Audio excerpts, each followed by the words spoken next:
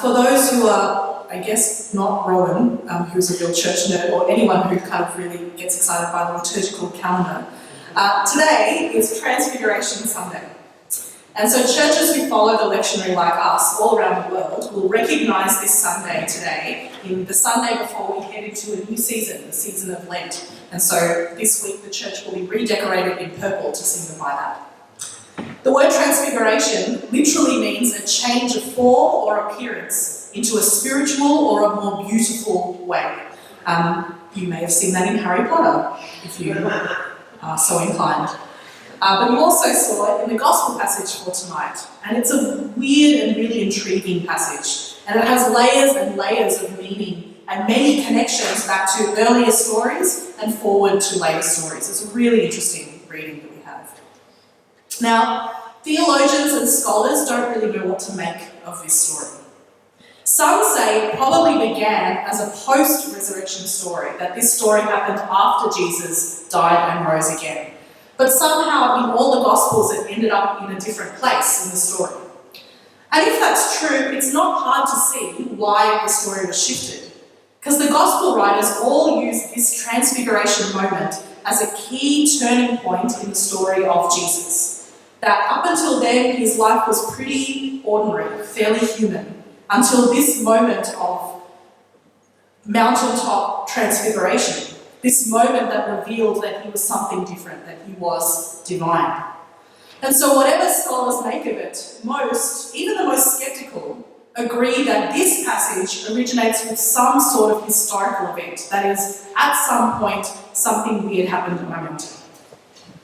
More skeptical scholars would say that the story has been shaped and embellished to suit the theological points that each of the Gospel writers were trying to make. But even so, they all agree something weird happened historically.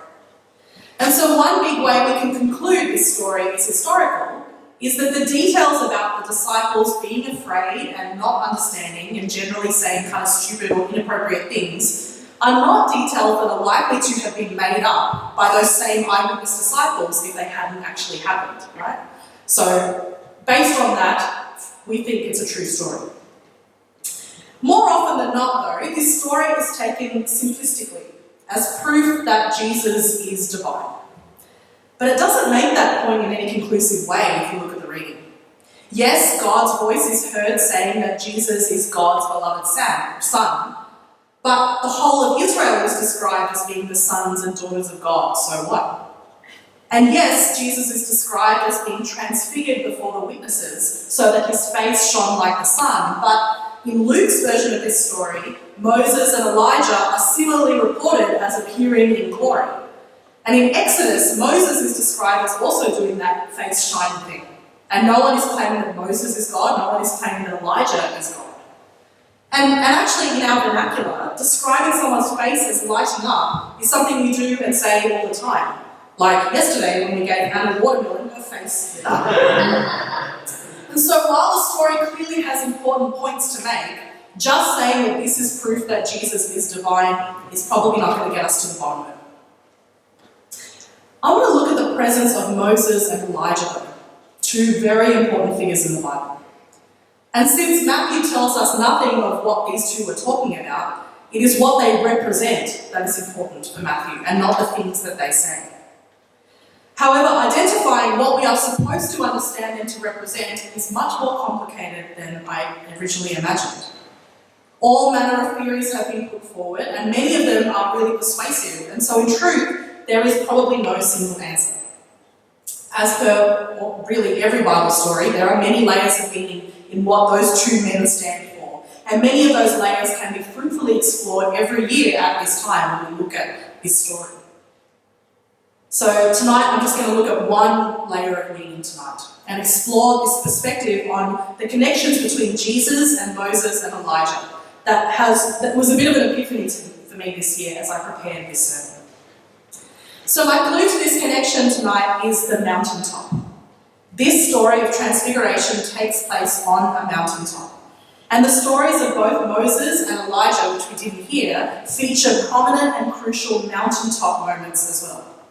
So Moses went up onto the mountain and into a cloud to receive the Ten Commandments, as we heard in the first reading.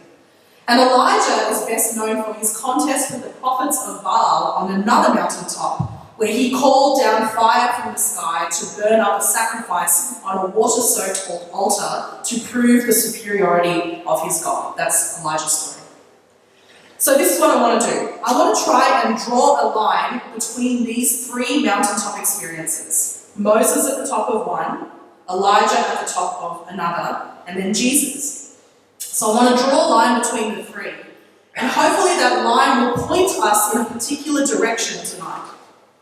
And the way that I want to try and figure that out is to look at the understanding of God that emerges from Moses' story, which we heard from Exodus, and then how that understanding is challenged in Elijah's story, which we can hear, and then how it might be challenged again in the Matthew story. Three different understandings of God. So, first our Exodus story, the story about Moses. We heard that the appearance of the glory of the Lord was like a devouring fire on the top of a mountain. You can ask much of Australia what a devouring fire on a hilltop is like, because it was really only a few weeks ago that so much of our country was under threat from one. So God in Exodus is being portrayed as a terrifying and an out-of-control power whose will means instant death to anyone who puts a foot wrong.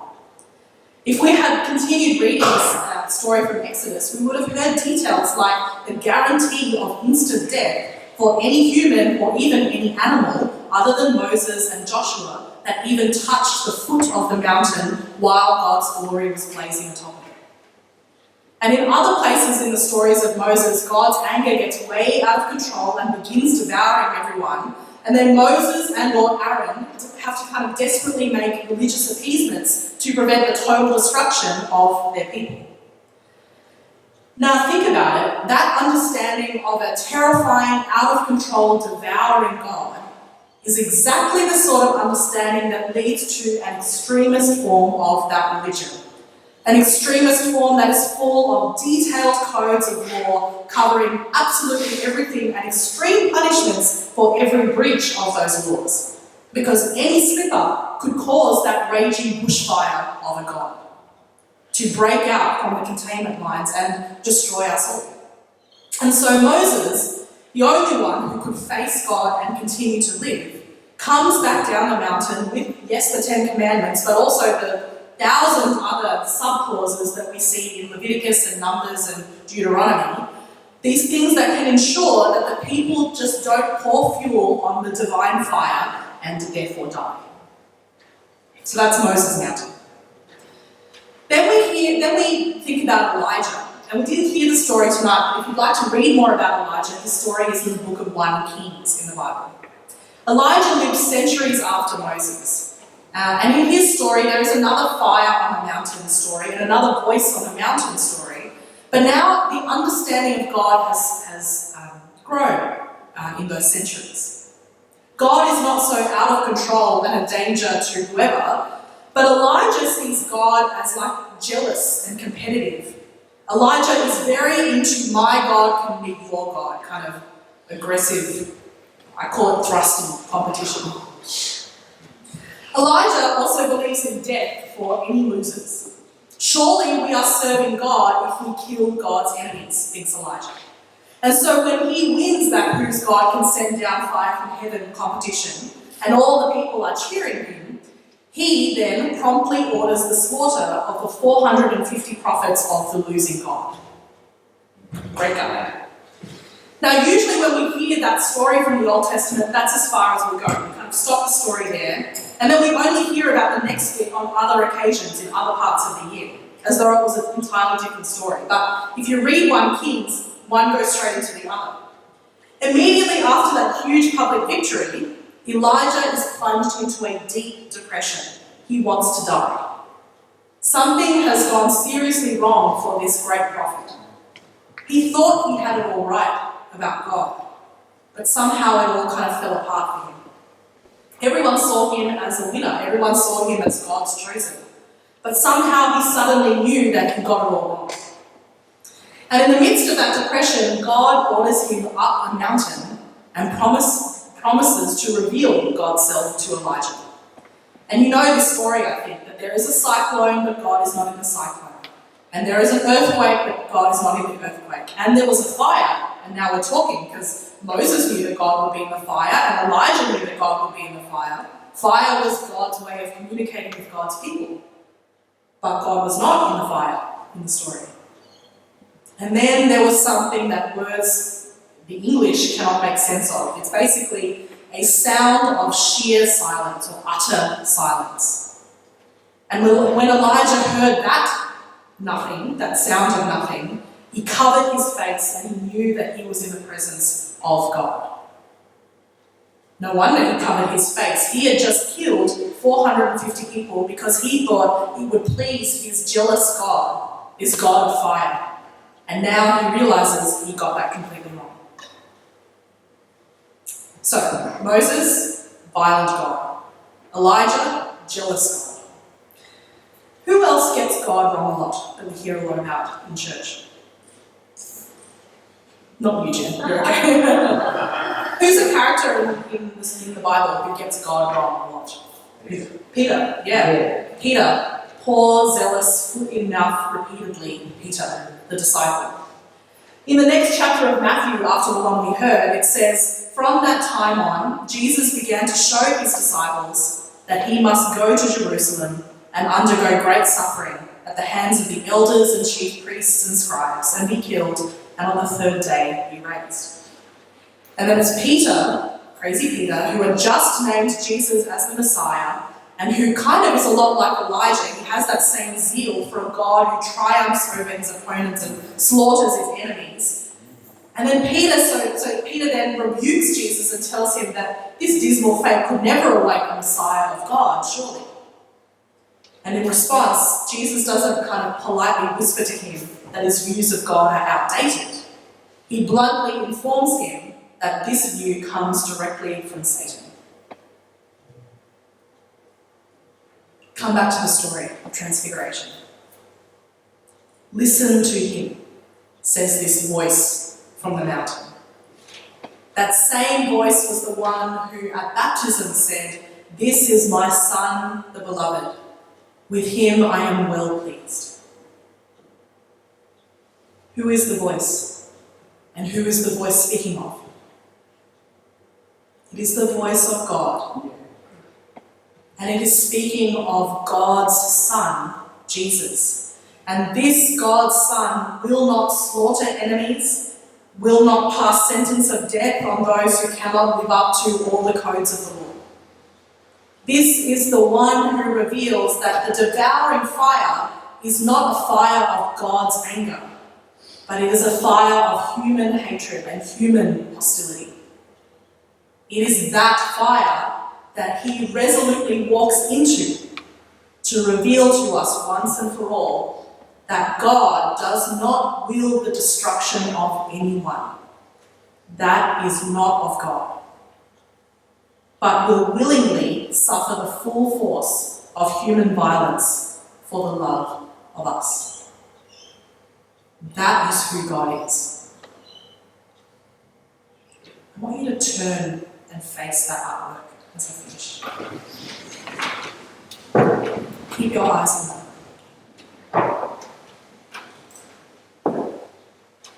And so, after 6 days of telling them that God so loved the world that he must suffer and die for it, Jesus stands on the third mountain between the representatives of the ancient violent misunderstandings of God that he in himself is overturning.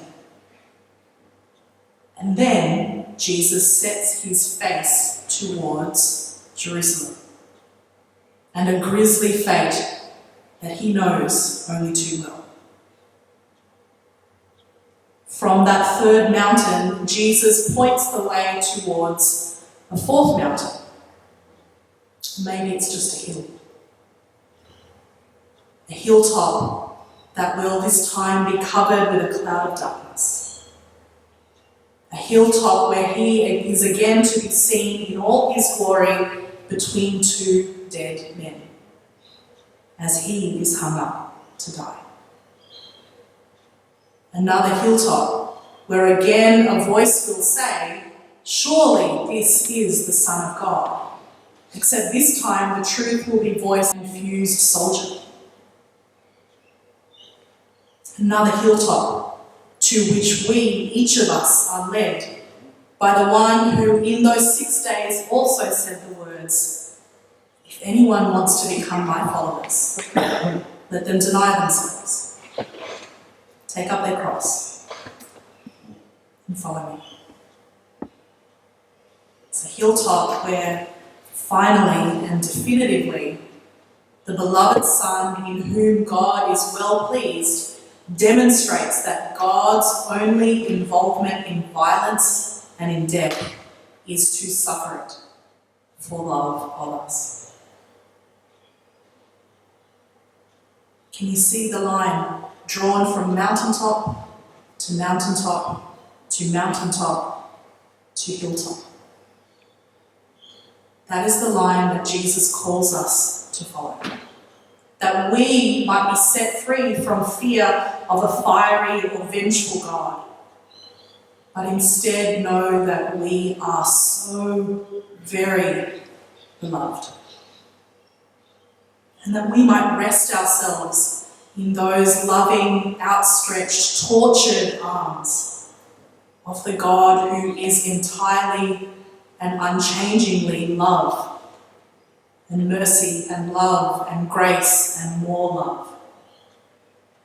It is that embrace of that infinite love that we will, from this Wednesday, seek to take up our cross and set our feet on the Lenten journey.